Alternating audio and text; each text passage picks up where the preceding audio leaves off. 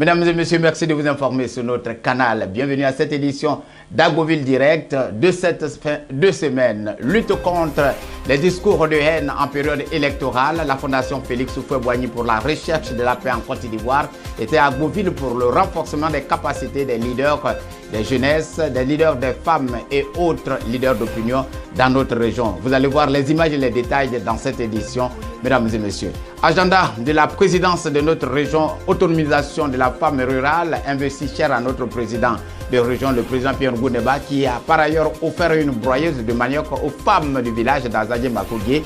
Mesdames et messieurs, la mise en service de cette broyeuse a fait l'objet d'une très belle fête, aussi d'une belle rencontre des populations du village avec le président de la région, Pierre Gouneba. Les images des échanges fraternels dans cette édition. Développement de la Niébi-Tiassa, le préfet de région, préfet du département d'Agboville, M. Siendou Koulibaly, mesdames et messieurs, appelle les élus et les conseillers à être tous des ambassadeurs de la paix, seul gage de ce développement. Voilà pour les titres.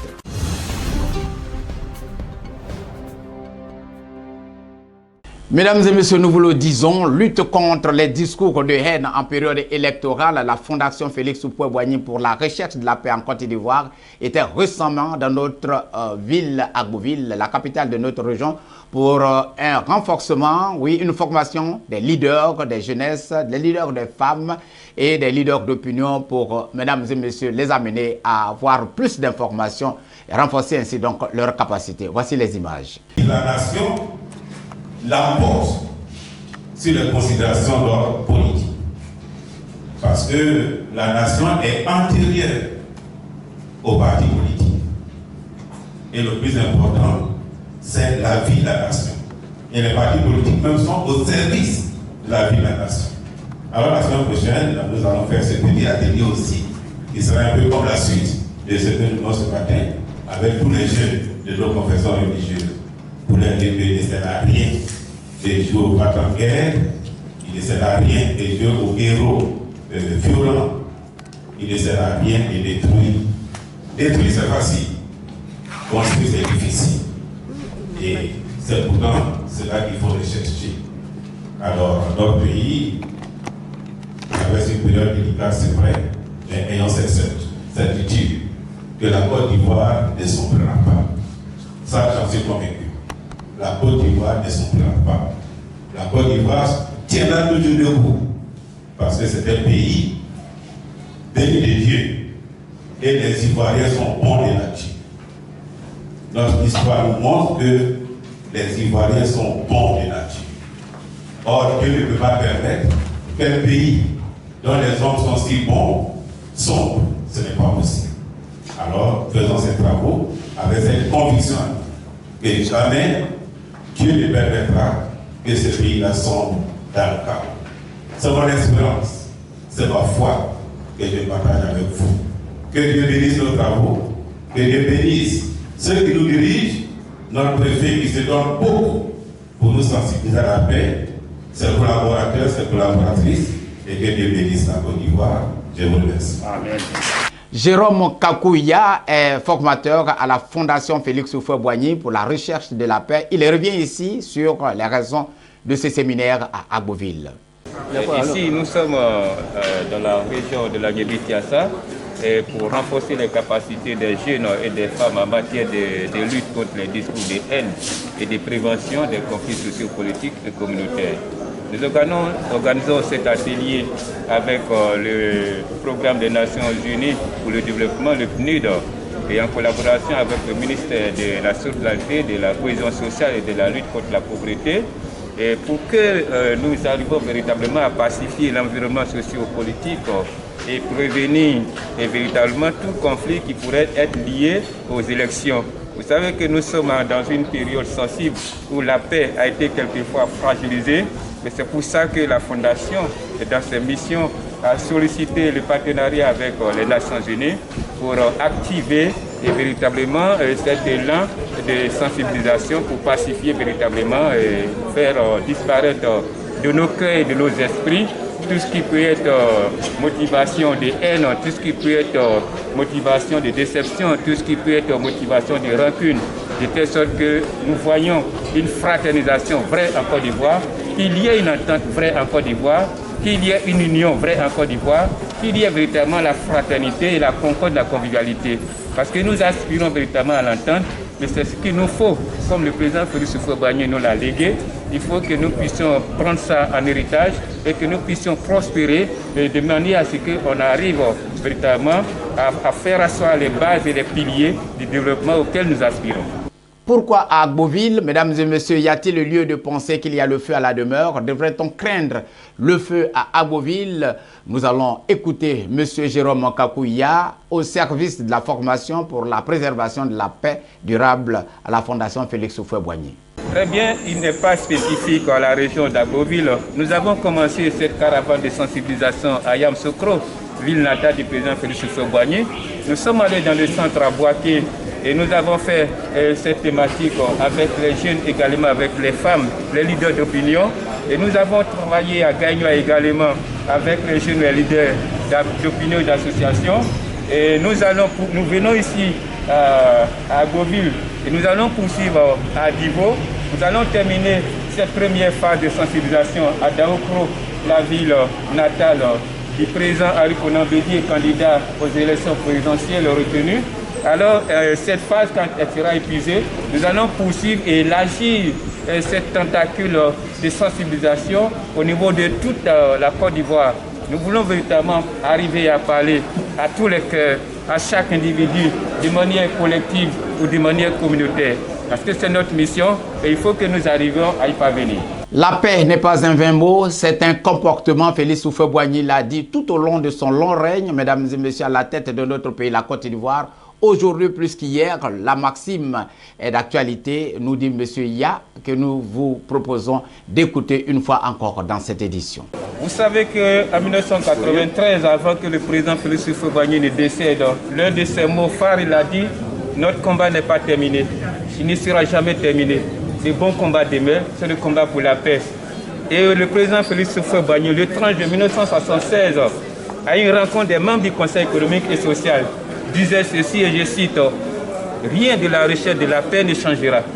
Tant que les hommes d'État n'auront pas fait de la recherche de la paix autre chose que l'habillage de leur politique. Tout changera lorsque cette recherche de la paix sera devenue l'objet essentiel, réel de leur seconde nature. Les intérêts qu'ils défendaient jusqu'alors leur paraîtront en ce moment-là pervers et dérisoires. La paix, ce n'est pas un mot, c'est un comportement. C'est l'intégralité de cette citation qui est devenue une religion universelle dans le monde et pour la Côte d'Ivoire. Vous avez fait de relever qu'il y a quelquefois des écueils, des difficultés pour atteindre cette paix. La paix, elle est permanente, elle est quotidienne. C'est au quotidien que nous voulons amener Ivoiriens et Ivoiriennes à s'accepter. C'est pour ça que nous lançons un message d'apaisement à l'endroit des candidats, qu'ils passent sur les antennes pour lancer des messages d'apaisement à l'endroit de leurs militants. C'est à cela que nous allons arriver véritablement à étouffer toute velléité, tout ce qui est tentation de violence au cours de ces élections. Siendou Koulibaly est le préfet des régions, préfet du département d'Agboville. Mesdames et messieurs, nous allons l'écouter, nous instruire sur le rôle dévolu aux préfets et aux sous-préfets dans ce combat contre les discours de haine en cette période électorale. On maintienne la cohésion sociale et qu'on lutte pour la paix. Parce que c'est une quête continuelle de bien-être social, la paix. Alors, dans ce cadre, nous avons jeté d'abord, nous avons fait le diagnostic de la situation. Vous savez, la Côte d'Ivoire est faite de telle sorte que l'unité de base est le village. Malheureusement, quand le village est mal géré, il devient source de conflits. Et c'est ce que nous avons constaté. Donc, qu'est-ce que nous avons fait? Les sous-préfets ont été instruits, conformément aux dispositions réglementaires, de mettre chacun un comité de gestion dans le village, dans les différents villages qui sont de leur ressort territorial. C'est ce qui a été fait. Mais nous allons nous retrouver dans un second cadre, au niveau du chef-lieu de la sous-préfecture, avec une plateforme pour le maintien de la paix et de la cohésion sociale. Cette plateforme va être essentiellement dirigée par les populations elles-mêmes, sans intervention de l'administration, mais avec une assistance des guides religieux. Vous avez vu, ce matin, Monseigneur était là. Et les guides religieux ont beaucoup apporté au maintien de la paix et de la cohésion sociale dans le département d'Agboville, dans la ville, dans la commune d'Agboville. Donc, ils vont jouer le rôle des secrétaires. Et à eux, à chaque fois, de tirer l'attention des populations elles-mêmes sur ce qui va se passer. Et puis, nous allons remonter à un autre stade où, au niveau du département, l'ensemble de ceux qui ont été désignés pour gérer les circonscriptions administratives au niveau du maintien de la paix et de la cohésion sociale vont se retrouver dans ce creuset et qui va naturellement gérer l'ensemble des difficultés de la circoncision. On fera de telle sorte que l'administration ne puisse pas intervenir. Mais Madame la ministre a mis en place un observatoire du maintien de la paix et de la cohésion sociale. Le préfet et tous les administrateurs sont membres déjà de cet observatoire. Ils pourront attirer l'attention des comités, des plateformes au niveau des sous-préfectures ou bien même au niveau du département et être des moyens d'alerte pour éviter que nous connaissions ce qui est souvent arrivé ici dans la Guinée-Bissau. Nous sommes alors en République. Le préfet des régions, mesdames et messieurs, demande que le respect des lois que nous nous sommes librement données s'impose à nous tous. Alors il faut le faire ainsi. Voilà l'appel de notre préfet des régions, préfet du département d'Agboville, et un appel que nous voulons vous inviter à écouter. Au jour d'aujourd'hui, il faut que nous puissions nous parler. Et il y a un thème qui est important, qui n'est pas souvent ressorti dans les autres ateliers. Le discours contre la haine. Oui, il faut que nous puissions avoir des rapports civilisés entre nous. Il faut que nous évitions tous les propos qui peuvent être vexatoires pour le voisin. Et ça, c'est important. Nous avons accepté de vivre dans une république et nous devions nous accepter pour une Côte d'Ivoire forte, une Côte d'Ivoire meilleure, où il fait bon vivre. Pendant que nous allons vers des élections, vous aviez vu les éléments économiques, d'appréciation de la vie économique montrent aujourd'hui que notre pays est l'un des meilleurs pays ou le meilleur pays de l'Afrique de l'Ouest. Mais il faut maintenir ce cadre par la paix, par l'amitié, par la fraternité et par la solidarité. Et je sais que vous aussi, les journalistes, vous avez votre part dans ce maintien de la paix. Vous devez jouer votre rôle. Vous devez essayer de nous aider à parler aux influenceurs qui sont sur les blogs pour leur demander que rien ne vaut la paix. Je vous remercie. Le rôle des guides religieux dans ce combat acharné contre les discours de la haine, les discours de haine devrait-on dire, en cette période électorale a été aussi la préoccupation au cours de ce séminaire. Et l'évêque d'Agboville, mesdames et messieurs, l'évêque de la cathédrale d'Agboville s'est fait le devoir de l'expliquer aux séminaristes. Nous allons l'écouter. Ce qu'on doit attendre des leaders religieux, c'est ce qu'on doit attendre de tout Ivoirien. En ce temps, notre période, où notre pays traverse une période délicate de l'histoire. Et qu'est-ce qu'il faut attendre? Que chacun accorde la priorité au bien de la nation. Que chacun accorde la priorité au bien de la Côte d'Ivoire, qui est notre mère, patrie. Que chacun comprenne que l'intérêt de la nation l'emporte sur les intérêts partisans. Que ce soit des intérêts d'ordre religieux, d'ordre politique, d'ordre ethnique, d'ordre régional, tout cela doit tendre vers le bien de la Côte d'Ivoire. Pourquoi?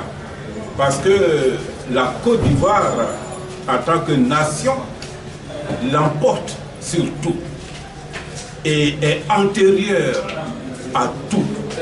C'est pourquoi tout ce que nous faisons maintenant doit concourir à rechercher l'intérêt national. C'est vrai, chacun a son groupe ethnique, c'est même naturel. Chacun a sa région, c'est même naturel. Chacun a son parti politique, c'est normal. Chacun a sa religion, c'est normal. La diversité est nécessaire. L'uniformité est toujours une forme de pauvreté. Mais la diversité, quand elle est bien gérée, devient richesse. Alors, nous devons harmoniser nos différences. Nous devons harmoniser nos différences pour former une nation belle, des 7 couleurs de l'arc-en-ciel. Regardez l'arc-en-ciel. Qu'est-ce qui fait la beauté de l'arc-en-ciel? C'est l'harmonisation de ces différentes couleurs. Si tout était jaune, ce ne serait plus l'arc-en-ciel. Si tout était rouge, ce ne serait plus l'arc-en-ciel. Si tout était, c'est pas quoi, bleu, ce ne serait plus l'arc-en-ciel. Mais c'est parce qu'il y a différentes couleurs. Et les différentes couleurs sont harmonisées. C'est ça qui fait la beauté de l'arc-en-ciel. Et mon souhait, c'est que la Côte d'Ivoire devienne une nation belle de la beauté de l'arc-en-ciel. C'est-à-dire que nous puissions harmoniser nos différences ethniques, différences régionales, différences politiques, différences religieuses, différences idéologiques, que nous puissions harmoniser toutes ces différences pour avoir une belle nation. Voilà ce que j'attends de chacun d'entre nous. Que chacun fasse de son cœur un jardin où pousse la fleur de l'amour, c'est aussi l'appel de l'évêque d'Agboville au cours de ce séminaire. Suivez. Que chacun d'entre nous fasse de son cœur un jardin où poussent les fleurs. L'Ivoirien ne doit pas faire de son cœur une broussaille où pousse n'importe quoi, où poussent les mauvaises herbes. Non. L'Ivoirien doit faire de son cœur un jardin où poussent les fleurs de l'amour, de la cohésion sociale et de la paix. Et quand on regarde l'histoire de la Côte d'Ivoire, on voit que la violence ne fait pas partie de notre culture initiale. La violence n'est pas inscrite dans nos chromosomes. Non. Le président Félix Houphouët-Boigny, père fondateur de notre nation, nous a plutôt inculqué la sagesse. Au point où on avait l'impression même qu'il exagérait dans ses discours sur la paix. Jusqu'à dire que la paix est la seconde religion de tous les Ivoiriens. Mais en fait, il a raison. Parce que la paix l'emporte sur tout. Nous sommes en période bientôt électorale. Nous prions pour que tout se passe bien. Et que ce soit la Côte d'Ivoire qui gagne. Que ce soit la Côte d'Ivoire qui gagne. Nous prions pour que les leaders politiques, qui sont avant tout des frères, comprennent que eux tous, ils cherchent la même chose, le bien de la nation. Donc qu'ils ne se voient pas comme des ennemis, mais comme des frères. Chacun avec ses différences, c'est vrai, mais comme des frères qui cherchent le bien de leur maman. Et leur maman, à tous, c'est la Côte d'Ivoire. Alors prions pour qu'au soir du 31, que la Côte d'Ivoire se réjouisse, parce que la Côte d'Ivoire aura choisi l'un de ses fils qu'elle pense être dans le moment où nous vivons maintenant le plus idoine à nous conduire. Et que personne ne se sente écarté, que personne ne se sente vaincu, mais que tous nous nous réjouissons de l'unique victoire qui l'emporte, c'est-à-dire la victoire de la Côte d'Ivoire. Que Dieu nous bénisse. Mesdames et messieurs, un dossier dans cette édition est Aimé Ossoué, le président de la cellule civilo-militaire qui opère dans le département d'Agboville. L'insertion des jeunes est aussi une de ses préoccupations majeures pour une paix durable dans notre région. Mesdames et messieurs, mademoiselle Stella Frésinel-Boni l'a rencontrée pour entretien. Suivez. En ces jours. Merci Agnibi TV pour l'occasion que vous m'offrez ce soir pour parler des activités de la cellule civilo-militaire. Il faut dire que par rapport à la situation que nous vivons, pas seulement la situation, mais il faut dire que nous avons remarqué que dans nos localités, les jeunes sont laissés pour compte. Il y a l'oisiveté qui prend en compte enfin toutes les préoccupations, parce qu'on dit que l'oisiveté est la mère de tous les vices. Il faut pouvoir occuper des jeunes afin qu'ils se prennent en charge. Alors pour pouvoir les prendre en charge, nous avons décidé d'installer des volontaires de cohésion et de paix dans tous les villages, quartiers, des sous-préfectures et communes de la région de l'Agnibi-Tiassa. Et donc ces volontaires-là auront pour mission non seulement de sensibiliser pour la paix et la cohésion sociale, mais ils doivent aussi entreprendre des actions de salubrité, sensibiliser, comment dirais-je, à la population au respect des institutions de la République, sensibiliser aussi la population à comprendre ce qui se passe dans le pays et surtout à cette période électorale. Et donc, il y a beaucoup d'activités que ces jeunes-là vont faire. Et c'est en cela que je profite de ce mot d'antenne pour dire merci au président du conseil régional. Quel est, monsieur Aimé Ossourou, l'accompagnement du conseil régional de la Niébé-Tiassa? Autrement dit, comment le président de la région vous accompagne dans cette politique d'insertion civilo-militaire? J'en ai déjà parlé au président du conseil régional et qui est en train d'observer les activités de la cellule civilo-militaire sur le terrain. Et ces jeunes-là, je pense que s'ils travaillent bien, qu'ils donnent satisfaction, le président du conseil régional pouvait inscrire sur la ligne budgétaire du conseil régional, de faire en sorte qu'on puisse leur octroyer une subvention qui peut leur permettre d'avoir au moins quelque chose par mois. Donc, c'est du volontariat. Ils sont en train d'être testés. Et pendant cette période-là, s'ils travaillent véritablement et qu'il y a la paix, dans la région de la Niébé-Tiassa, vous savez, on ne peut pas développer une région sans la paix. Et donc, la paix procure beaucoup le président du conseil régional et qui voulait qu'il y ait la paix pour qu'il lui apporte le développement. Donc, sans la paix, il n'y a pas de développement. C'est pourquoi les jeunes sont motivés. Je pense qu'ils sont beaucoup motivés. Ils attendent à ce qu'on puisse les installer officiellement devant toutes les autorités villageoises, préfectorales, afin qu'on puisse prendre en compte leurs préoccupations.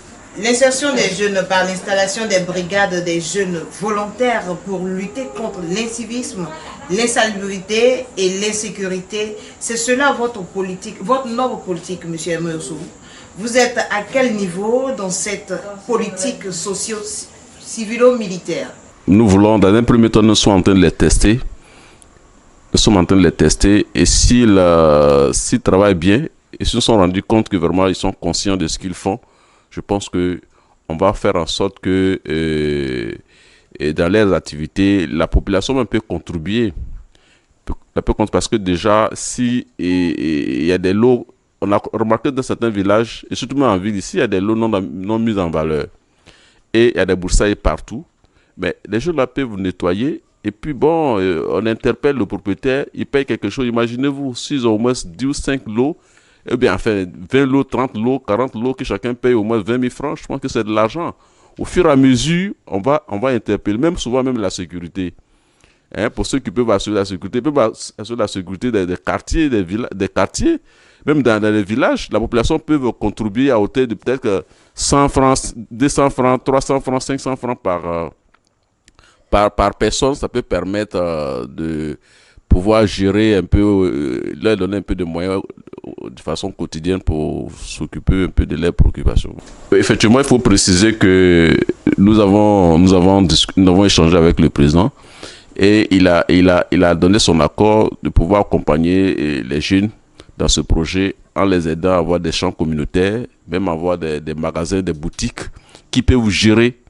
Parce qu'il y a beaucoup, je dis qu'à long terme, il y a beaucoup de choses qu'on peut faire, mais nous voulons les tester pour voir si vraiment ils sont déterminés à prendre au sérieux ce projet-là. Dès qu'ils prennent au sérieux, que nous constatons, il y a beaucoup de choses qu'on peut faire avec eux. Je pense qu'ils ne doivent pas se décourager. Il faut commencer à faire du volontariat, mener des actions de désintéressement. Mais on te dit que toute action qu'on pose à l'endroit de l'être humain ne reste pas, impayée. Tout se paye. Quand tu travailles pour la paix, la cohésion sociale, considérant que c'est comme on dépose de l'argent dans un compte bancaire, ça va générer des bénéfices plus tard, parce que l'être humain est sacré quand on travaille pour l'être humain. Donc, il ne faudrait pas qu'il se décourage. Je pense que déjà, les cellules que nous avons installées dans les villages ont commencé à travailler et j'ai eu satisfaction. Il y a certains chefs de village qui nous rapportent que vraiment les volontaires ont commencé à travailler, ça permet de sensibiliser la population, ça permet de les faire prendre conscience de certaines réalités. Ils commencent à respecter les institutions de la République. Je pense que c'est ça qui est le plus important. Moi, ce qui me préoccupe, nous sommes en une période très sensible. Je souhaiterais qu'ils travaillent véritablement pour nous faire sortir de cette crise-là. Et si nous sortons de cette crise-là, qu'il n'y a pas de situation qui peut nous mettre en retard, je pense que le président du conseil régional va les accompagner et à installer, comme je l'ai dit tout à l'heure, des magasins, aider à faire les champs communautaires à travers beaucoup de projets que nous allons initier à leur endroit. Merci Monsieur Meoussourou, merci de nous avoir accordé de votre temps pour ce entretien. Azagé Makougé est un village du pays Abeille-Krobo, du grand département d'Agboville. Je veux dire un village qui rencontre d'énormes difficultés, d'énormes problèmes, au nombre desquels l'inexistence d'une maternité et l'absence du réseau de la téléphonie mobile en cette année. Donc ce qui fait que nous perdons beaucoup de choses. Alors, comment vous... Il y a quelques endroits où il y a le réseau ou bien il y en a... Oui, le réseau, il y a des endroits. Nous avons même fait venir des opérateurs économiques ici qui ont essayé de nous envoyer des téléphones, des antennes, mais ça n'a pas marché. Ça n'a pas marché. Donc nous sommes présentement à la recherche des antennes de réseau téléphonique. Sinon, c'est un problème sérieux. Quel est le réseau qui passe quelquefois? Le réseau qui passe beaucoup ici, c'est le réseau Orange. Et quelques rares fois, c'est le MTN aussi qui marche. Alors, voilà le président de la République, voici le président de la région. Et c'est pourquoi il faut accepter, il faut accueillir le président du conseil régional, parce que c'est grâce à lui que nous pouvons avoir ça. Et c'est pourquoi aujourd'hui, le président du conseil régional, M. Dembangou Pierre, arrive à Azagé Makougé. Je suis très fier, parce qu'il peut régler ces problèmes du village, des réseaux téléphoniques par exemple. En dehors de ça, est-ce qu'il y a une maternité ici? Il n'y a pas de maternité. Cela aussi nous cause beaucoup de problèmes.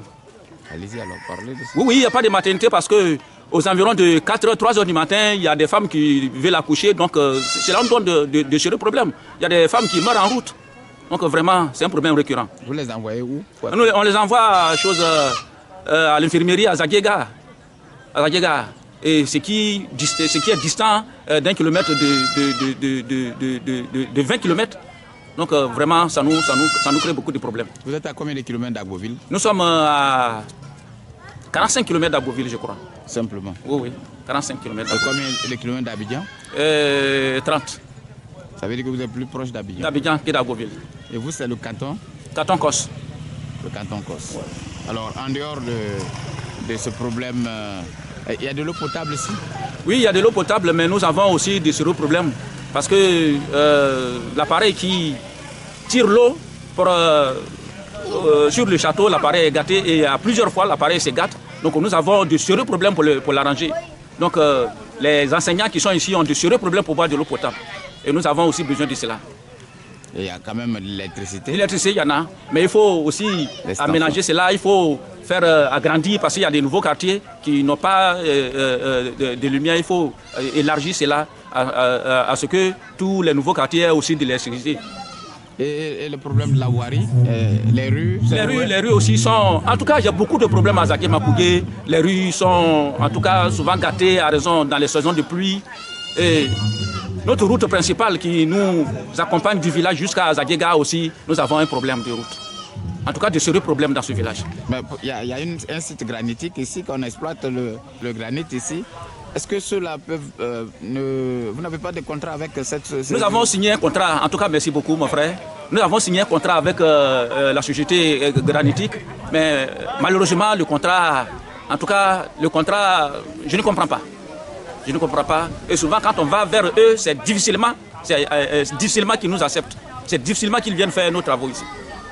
Sinon c'est un problème aussi. Pourtant ils sont sur votre site? Ils sont sur notre site.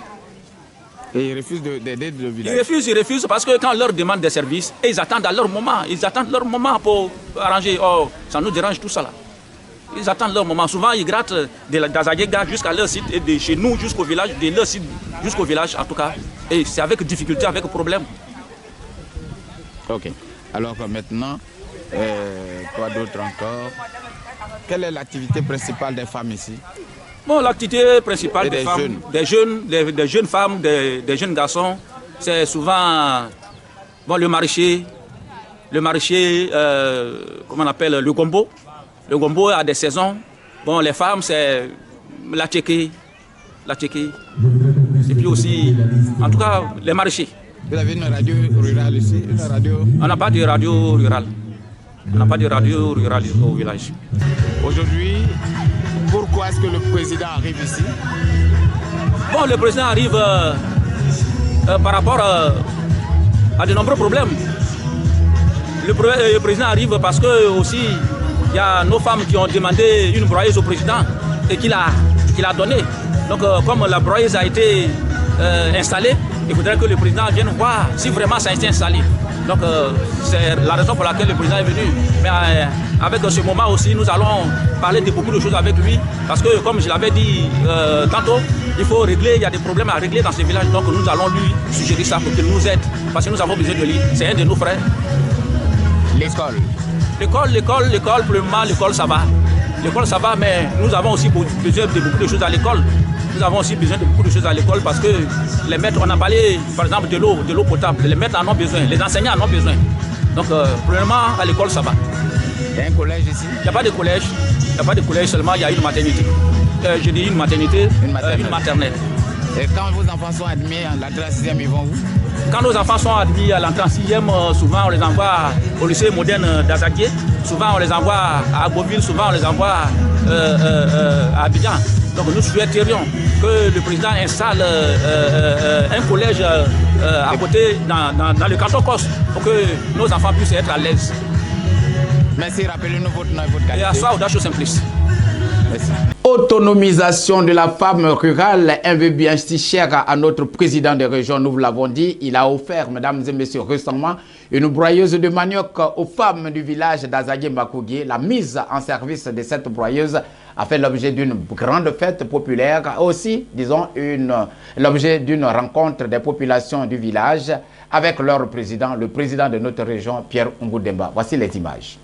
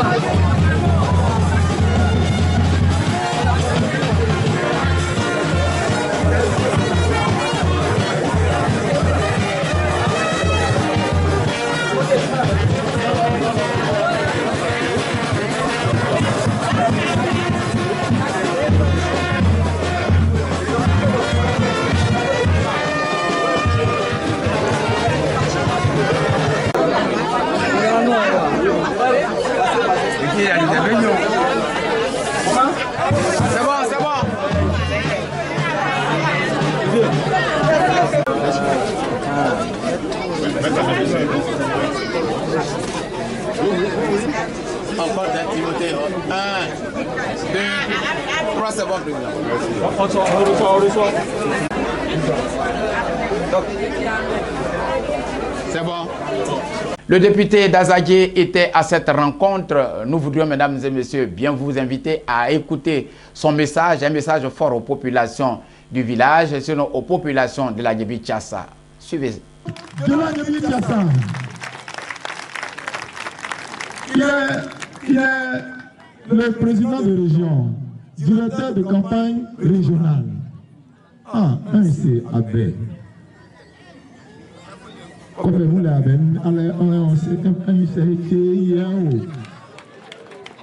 J'ai envie de terminer mon discours en Abel pour que vous compreniez ce que ça veut dire. C'est Demba qui est notre directeur de campagne. Et c'est Demba qui porte le développement ailleurs. C'est lui qui est chargé des grandes infrastructures. Et c'est lui qui est assis là, c'est votre fils.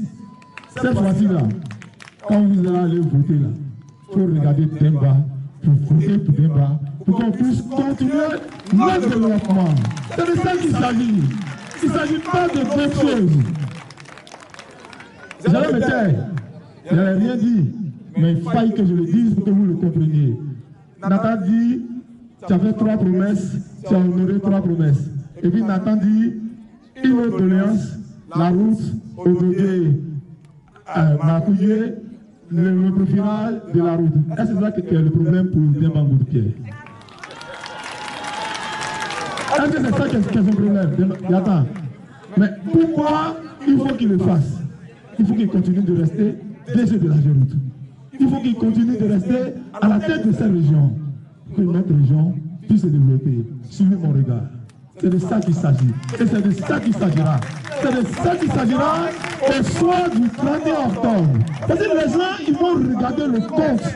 Ils vont regarder le pourcentage. Et puis on dit, à Demba, à Boville encore, tu n'as... Mais cette fois-ci, on va remonter la porte pour montrer qu'on a un frère qui est dedans. Parce que quand tu es dedans, quand on est dedans, ça sera bon pour nous. Demain, à partir d'Akouville, à partir de Makoudé, on te soutiendra et on soutiendra les élections et la paix restera chez nous pour que le développement puisse s'amorcer. C'est ce que je voulais vous dire et c'est ce que je veux que vous compreniez. On n'est pas venu ici pour faire du bruit. On n'a pas l'argent, nous. Nous, on n'a pas l'argent quand vous regardez. On n'a pas d'argent, on n'a rien. Vous venez sur nous, là, c'est zéro. On ne peut pas vous donner de l'eau quand vous dites c'est mort. Mais on prend nous. On prend ces débats. On prend ces débats. Mais demain, on va prendre où? Yannou Boye. Aou. Ikea. Est-ce que vous avez compris? C'est ça le message. Voilà pour vous, mesdames et messieurs, un aperçu du message du président Pierre Ngudeba au cours de cette belle fête, pour ne pas dire de cette rencontre avec les populations du village d'Azadie Makoudé lors de cette mise en service de la broyeuse. Et nous, les frères et sœurs de cette belle région, nous avons compris. Et nous avons décidé de nous donner la main, d'être ensemble, d'être rassemblés pour faire une seule chose, faire le développement. Oui, pendant longtemps, nous avons fait la politique. Pendant longtemps, nous avons eu des hommes engagés dans notre région. Mais ce que nous avons décidé de faire, c'est de faire cette politique qui apporte le bien-être, le bonheur et la paix dans notre région. Et c'est ça que nous avons choisi. Ce matin, cette cérémonie qui nous réunit nous permettra de rendre un peu ce que nos mamans, ce que nos sœurs ont fait. Elles ont tant souffert. Ce que je voudrais dire ce matin, c'est que ce geste que nous venons de poser montre que la cause n'est pas perdue. Il y a l'espoir. Les choses qui paraissaient impossibles sont réalisables. Parce que quand j'avais demandé dans ce village qu'on allait installer une broyeuse de manioc, je sais que beaucoup ne croyaient pas. Oh, mais donc, nos compagnons, quelqu'un a dit que mais aujourd'hui, vous voyez que c'est la réalité. Parce que la Djigo, on est au Bidina. Vous tenez au Yessa dans le football, Michel. On est au Bidina. Quelqu'un n'a pas de un difficile. Dans la Rafora, vous y aurez au football, Michel. Oh, Michel, on connaît aussi. On est au bas. Il faut que tout aille. Et vous avez dit que quand même, il y a une Europe. Allez, il y a un billet. Qu'est-ce que tu là? Plein soyez, Père Bidjago, dans nos cochons, mais que ban bo hakali do me que ba me ga sheun que ban ne bu me que ba chole ye et non mais c'est pas no kaye ou puno yen et bu lo ngi kishi plein nya nyunu que ba gbegbe lo no la plein là le beau ere jaye et penser et yesen et pa u kel ajibe et pa ta futono. Ici, pour enfin, mesdames et messieurs, cette grande édition de la semaine qui nous a permis de faire un tour d'horizon de l'actualité dans notre région à lundi. Pour le grand journal du lundi, seulement si Dieu le veut. Yébi TV.